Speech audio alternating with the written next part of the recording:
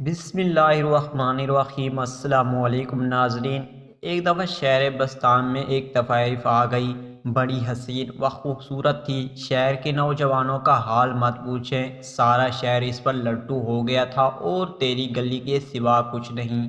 پھر ہر جوان کا یہ وظیفہ ہو گیا، شہر کے بڑے بوڑھے حضرات خواجہ عزیز بستامی علیہ الرحمن کی خدمت میں حاضر ہوئے اور عرض کیا کہ حضور، شہر کا حال بے حد بدتر ہے، خدا کے لیے ایسی توجہ فرمائے کہ یہ بلا شہر سے دور ہو جائے۔ حضرت خواجہ علی الرحمن کو امت رسول کے نوجوانوں پر رحم آ گیا۔ ایک دن ڈنڈا لے کر اس طوائف کے دروازے پر آپ آ کر بیٹھ گئے۔ اب جو جوان طوائف کی گلی میں آیا اور دیکھا کہ حضرت خواجہ بازی بستامی بیٹھے ہوئے ہیں تو ادب سے سلام کر کے اس طرح چلا جاتا جیسے جامع مسجد ہی کو جا رہا ہو۔ جب رات ہوئی تو حضرت طوائف سے فرمایا کہ جتنی تیری فیس ہے تو لے لے اور آج میں تیرا گاہک بنتا ہوں۔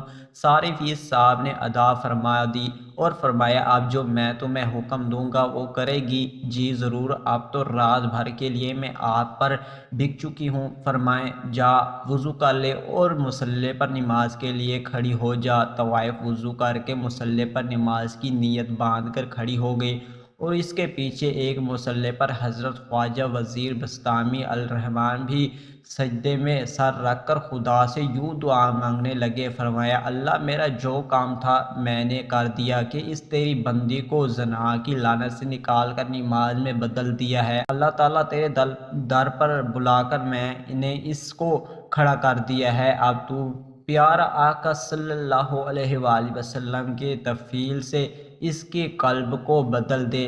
حضرت خواجہ عزیز بستامی علیہ الرحمن نے گڑ گڑا کر دعا مانگی کہ اللہ، اگر صبح تک یہ زنا سے تائب نہ ہوئی تو تیرے بندے مجھ کو طعنہ دیں گے۔ یا اللہ، میری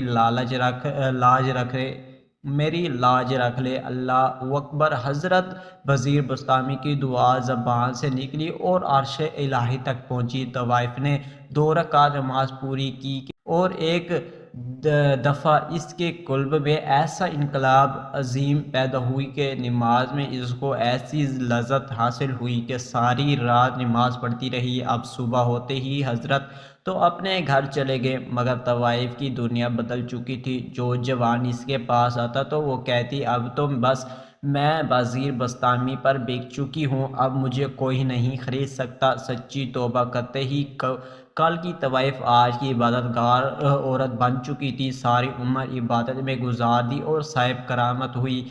یہی ہے سچی توبہ۔ سمیری تو وہ توبہ ہے جس کے لیے قرآن مجید میں فرمایا کہ اے ایمان والو، اللہ کی طرف لوٹ آؤ اور اس سے سچی توبہ کرو۔